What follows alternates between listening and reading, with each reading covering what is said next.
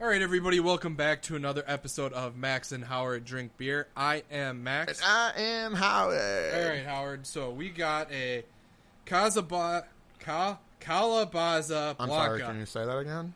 Calabaza Blanca. Is it Calabaza? Is it official? Calabaza? That's what I'm going with. Okay. Calabaza. It's a Blanca. Yep. Blanca is Spanish for white. Yes, sir. And Calabaza is Spanish for calabaza. Which is funny, you know why? Because I'm just reading the back of it, and it says Belgian. So, it's a Spanish-Belgian white beer. So it says it is a ale Okay. with orange peel added. There's another word, but I'm not going to try to pronounce Coriander. it. Yeah, that sounds about right. That's the word. So here's what I'm going to tell you. You know, while he's cracking it, and this is cool. Max is cracking the beer. He's going to pour the beers. We have washed the tankers that we're using from the last episode, and we're pouring them in this. Yeah, I know, we're washing the tankers. Crazy. You know, so that gets rid of all the sourness. That would add a little bit more flavor to this beer. You know, what I think this is going to be, it's going to be a lot like the Shock Top. You know, it's going to be like a Shock Top Deluxe. You know, the Shock Top has got a little bit of spice to it. It's a little bit weird, like the coriander. So it's going to be an interesting beer. I expect a little bit more sour, a little bit more heavy on the throttle. And Cam, if you're listening, you know what that means. That's right. So it could be good, it could be bad. I just saw it was a sour Blue Moon, and that's kind of what I'm expecting. So we'll see how it's going. It looks like if it was a full beer, that would be a textbook beer. It looks phenomenal. Well, did you note how differently it poured? So last one I poured, and I poured it very poorly. Right. And I should have built up a giant head for it. Yeah. This one I poured properly, and the head is much bigger than the last one. This looks like almost the Simpsons-esque style. You know, it's a high-quality pour, good head, and who doesn't like good head? You know, so we got that going for us today. You know. Oh, he's smelling it. Max, I'm going to let you do the honors. Stroking the beard here, you know. Okay. I'm going to let you do the honors. You know, taking the first sip. Oh, it smells good. Wow. Wow, he says. Yeah, that's definitely tart. I feel like we got the one bottle on the back that they forgot to put the logo on. Right. There's a meter that says... it's a sour level at time of drinking, ? And it's a scale from 1 to 11. So this is once again the Jolly Pumpkin Artisan Ales. Yep. They're known for making sour beers. Yeah.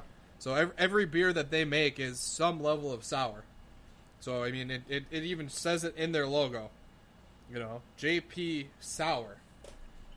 Nice. So I'd put it probably maybe a 6. Wow. You would think so? On the sour scale here? You would think it was 6? Well, I feel like the feeling I had from the La Roja sourness is not too far off. Right. It's a little, it's slightly less sour than the one before. Yeah. But it still has it there. You can feel it like right here, just above your mouth and your cheeks. Okay. And that's where you know, like, okay, is this a decent level of sour? Yeah. You know, so I feel like it's not far off. It's definitely, it warns us that it's going to be tart. It does say tart, and that's where I kind of put it. I wouldn't say sour. I would, if they meant to put it on a 1, I'd be able to see that. Okay, all right. So I have no understanding on how to brew beer. Okay. Obviously. Yeah. So, but it's aged in oak casks like the last one. Interesting. And then this is re-fermented in the bottle. Okay. So it's glass fermented ale. Yeah.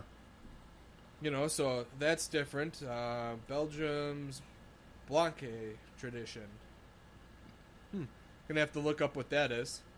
But it's definitely... it says it right here. You'll find it refreshingly tart. Yeah, it is. You want me to try to say that word again? I can't. Refreshingly tart. Refreshingly tart. Yeah, I would say that's pretty accurate. And that's what's cool. Like I said, I expected a sour Shock Top. I think that's your dog barking. I think that's my dog barking. Yeah. You wanna talk at this? I'll Why? Let the dog bark. Be right, white, black. Oh, right? I see what you did there. Yeah. So, hi everybody. This is Howard. Yeah. Listen, ladies and gentlemen.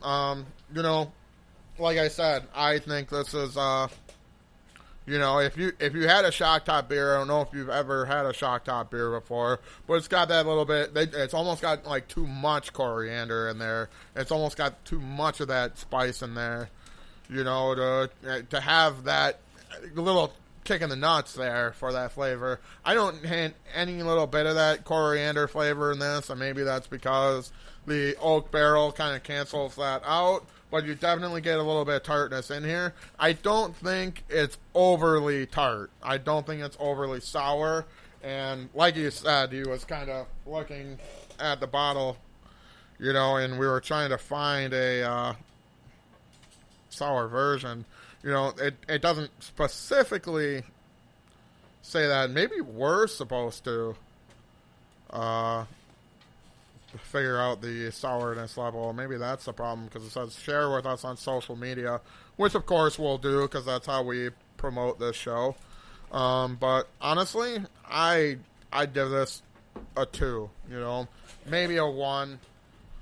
Who knows? Hopefully you guys can let us know what it is. They still got a whole bunch of different versions of this. The 2 versions that we had were the ones that were on discount at the Woodman's. So, and now that explains why the dog was barking, because you got a grave robber. You have a criminal in your midst, and he just did the surfs up. I think he surfs. He must surf. That must be it. Apparently, I heard something about all criminals surf. All so if you're a criminal, surf? You better hit that wake and get going. He's wearing a Remington hat. I have a similar blow dryer. That's funny. I also had a similar blow dryer. No, he took off his hat. What are we, Randy Newman right now?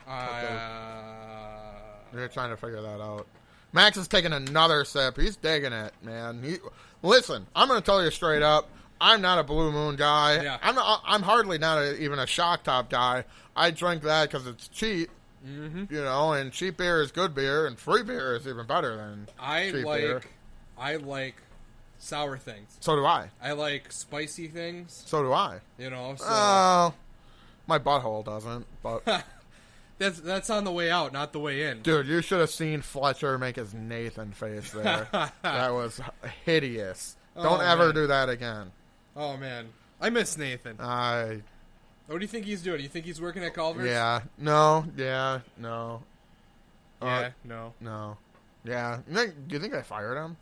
Do you think he's still going to school? Do you think he's a rock star now? Yes. Yes, considering he has, 2 more years? Dude, I bet he could play a mean piano. Get the Liberace shit going. Before he takes over the world? Like a bat out of hell. Right? That was what we said? Takes over the world? Yeah, 2022? Yeah, I don't think he's that ambitious. Living in the future? Living in the future. So to give everybody at home a little context to this, when myself and Howard worked together at the gun club, which was years ago, it was long ago, we had an employee there by the name of Nathan, and Nathan did not. We're like not to talking talk. about you, Fletcher.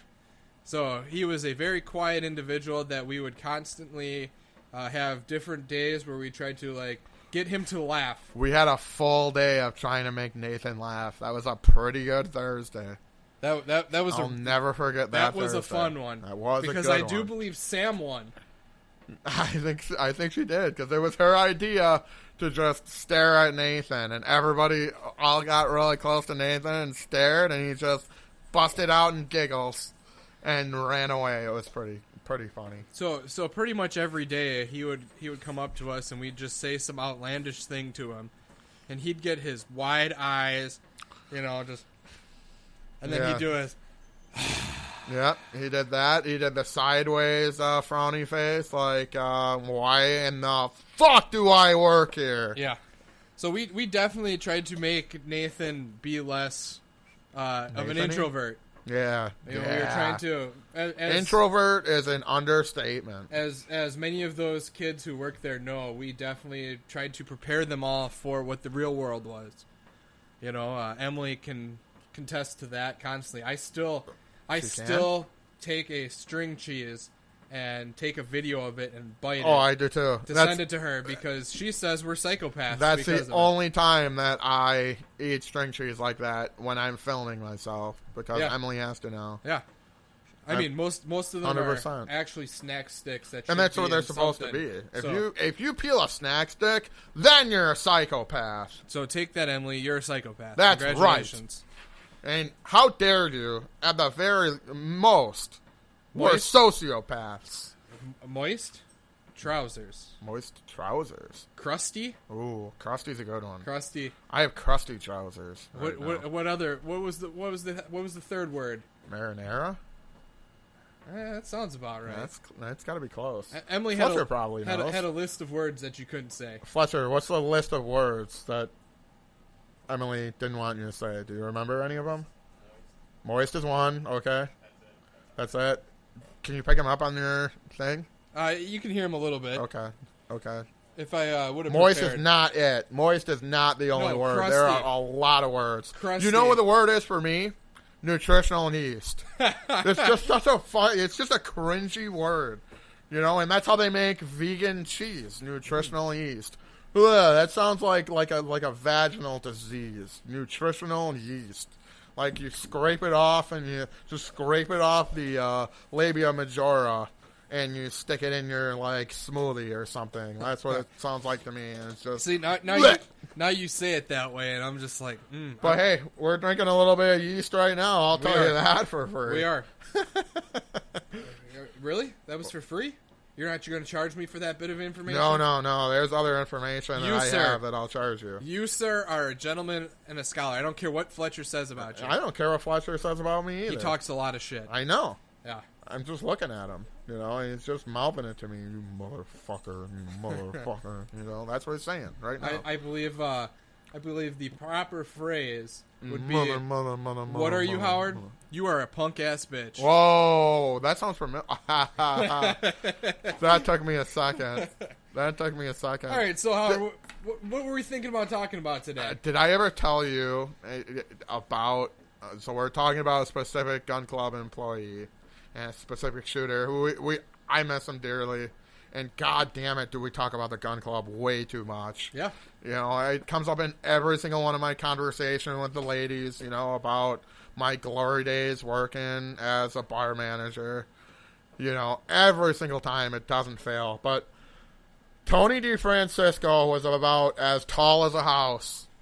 No doubt. And could pound you into the ground like a hammer to a nail, and it was to a 2x4. To give you an idea, the man was a professional car repo driver.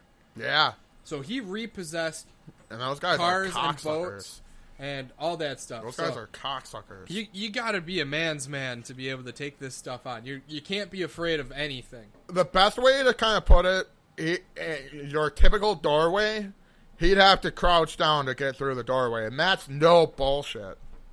Oh, am I spitting on the microphone? You are. Okay. You don't hear that extra noise you're making? I like the extra noise. It gets me quieter. That's called a pop filter to prevent you from doing your peas too heavily. Anyway, Nathan sigh.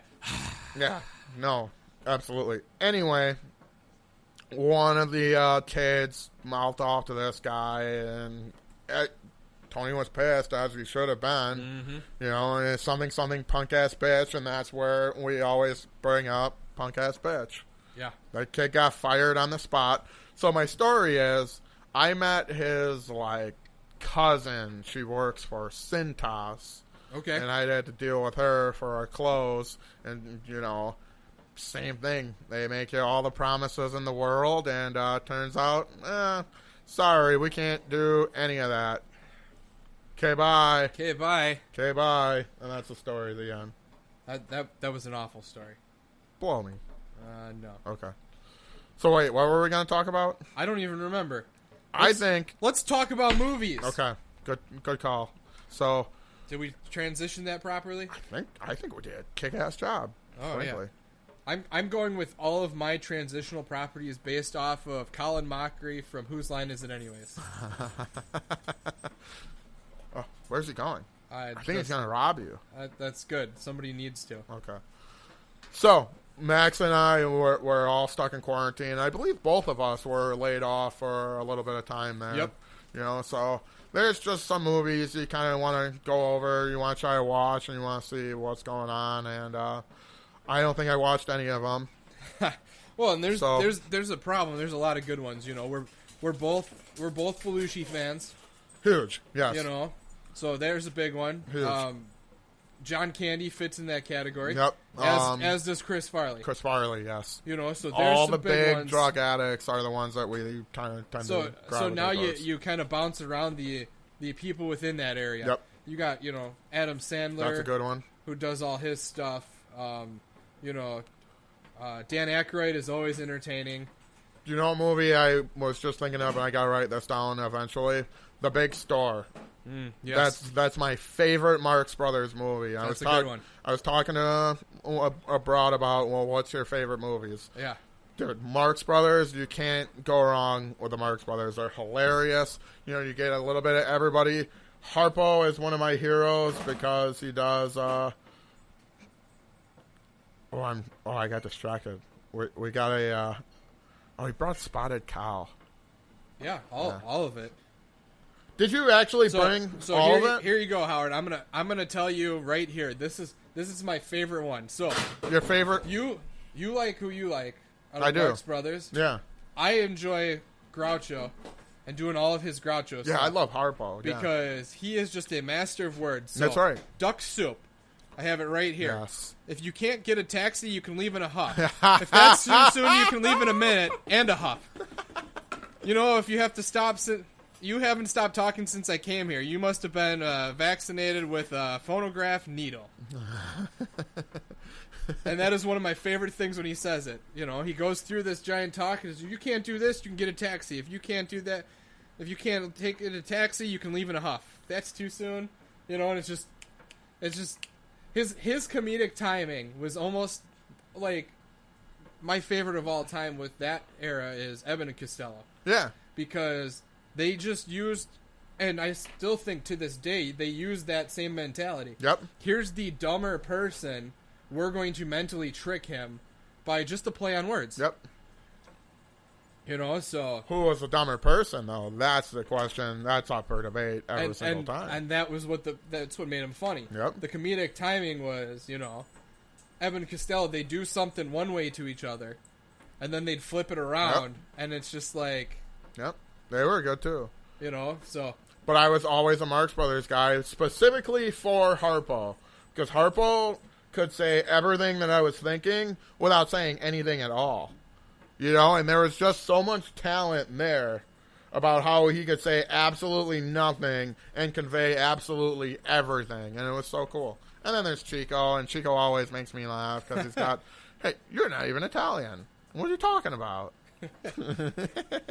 No, you didn't do it right, because you say, what are you talking about? What are you talking about? You know, and it's just like, you know, it was a noticeably bad accent, and it was actually, as a kid, you know, I knew... And he was a good piano player, too. Like, I knew as the, you know, you almost think of comedy as the Groucho Marx glasses with the nose and the mustache. Yep, the grease paint mustache. So the best part about it is I did not know that wasn't a real mustache until, like, I was, like, 20. So as a kid, I never realized that wasn't a real mustache until I started analyzing it and really watching it. That's when it started to show up and be like, huh. Let's see, what other one? Groucho also did a talk show, if I'm not mistaken. Yeah. Well, they have this. So I remember specifically when he did this. He goes, I sent the club a wire stating, please accept my resignation. I don't want to belong to any club that I am accepted as a member. and that was everything about it, you know. Let's see, I got one more here. It says, outside of a dog, a book is a man's best friend. Inside a dog, it's too dark to read. That's true. You know, and every aspect of it. That's you know, true. that's how they did those. You know, that brings up a whole bunch of memories for me as a kid, because my parents kind of, hey, here's the older stuff. Here's the Three Stooges. I still watch the Three Stooges and can quote shows that I haven't seen in 20 years. because as a kid, that's what we did. When I was little, I would get a popsicle and I would sit with my dad and we would watch Three Stooges, and then I'd go to bed.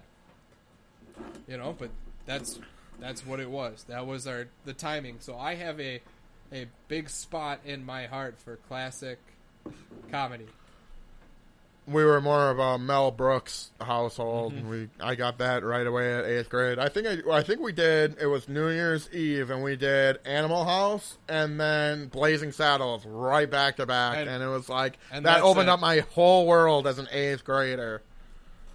But unfortunately, you can't say a lot of those. And that's my number one movie that Disney needs to reboot.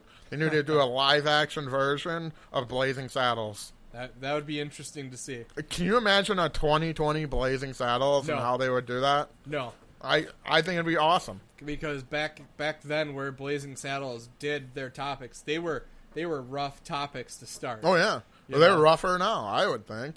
So just to see it, we were actually talking, myself and Sam last night, about the 90s. And what a time. How unracist all the shows and everything, because we'll watch cartoons and stuff from our childhood, and we rolled through the Magic School Bus. Oh, I didn't see you going there. And at no point did they have any undertones of, this person's black, we need to show this, or this person's, a strong woman, and that. You had a genius teacher that taught by adventure. Right. Okay, she was a woman. Well, who cares? That's not part of the story. And it doesn't have any of that. There's no, oh, well, there's two black kids here, and they only talk with each other because they're in this segregated group. That would be a fun thing for them to reboot, though, to do exactly that. That would be fun. Well, I'd be interested from it because they don't, I can't say it, I don't watch any modern cartoons. I don't either. Do you? So I can't really say that, the educational shows that we had as kids, Reading Rainbow. Courage the Cowardly Dog. Yeah, I'd argue with you there that absolutely was. Yep. The amount of poetic references that cartoon did was unbelievable. Sometimes I know what I'm talking about. Even the cartoons from when my parents were younger, the, Bugs Bunny ones. Yes. A couple weeks ago, I did a whole list of classical music that was nothing but from, cartoons. So it's like, wow, you didn't realize how educated you got from all these old shows. Yep. They tricked you into learning, and now they just rot your brain. So, Howard, we're getting near that point. Let's wrap up with this beer. I am. Look at this. This still looks like there's a little bit left, and it's gone. Okay. All right, so I guess let's wrap it up. And I'm going to say one last thing before we really wrap it up. We're talking about movies you got to watch. It's on Hulu. If you have Hulu, watch Blazing Saddles. One of the greatest movies in the world. We were watching it last week, and I swear to God, between Max and I, we quoted the whole fucking movie. Yeah. And it was pretty wild. Yep. It was a good time. So that's your movie of the week to watch. Look at that. Watch that movie. Look at that. Steady as a rock. Shoot with this hand. Oh, baby. You're so talented. They're so dumb. All right. With that said. So with that said, Howard, what do you think of this beer? It's not as good as the other beer. And as a white beer drinker, I wish they were all sour like this. So I'm going to give it a 3.75. I'm going to stick probably about there, the same place with you. But this is definitely something that I'm going to start looking into. Yeah, Jolly Pumpkin. Jolly Pumpkin. JP Sour. You guys are doing a fantastic job. I know we're not that big of a deal to be saying it, but you got 2 fans over here in Wisconsin, and we drink a lot of beer here, so I'm definitely digging what you guys are doing. I agree. So Mega Dittos. So, Howard, on that note, it's about that time because my beer is getting low. So we want to thank everybody for listening to us and dealing with us with no script or plan that we ever have. Never. But on behalf of Howard and myself, thank you again. I am still Max. And I am Howard. Cheers. Cheers.